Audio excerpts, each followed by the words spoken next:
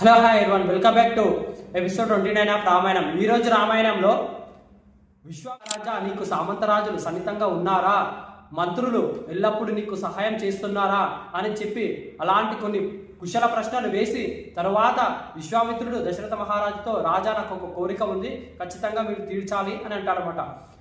దశరథ మహారాజు కూడా ఆయనకు మాట ఇస్తాడు, ఖచ్చితంగా తీరుస్తాను అని చెప్పి. అప్పుడు విశ్వామిత్రుడు ఏమంటాడు అంటే, పుత్రం రాజా రామం సత్య పరాక్రమం కాకపక్ష ధరం శూరం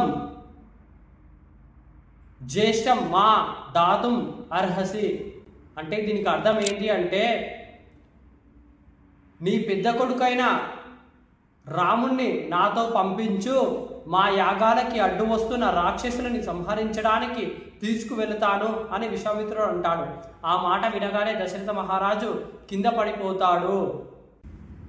దశరథ మహారాజు ఏమంటున్నాడంటే, వర్షో మే రామో రాజీవలోచన నా యుద్ధ యోగ్యతాం అస్య అశ్యామి సహ రాక్షసైః.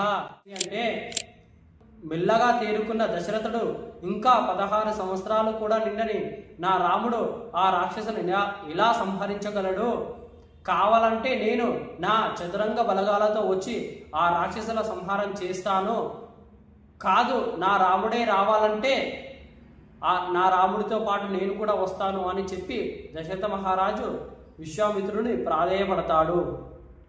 Please wait for next episode.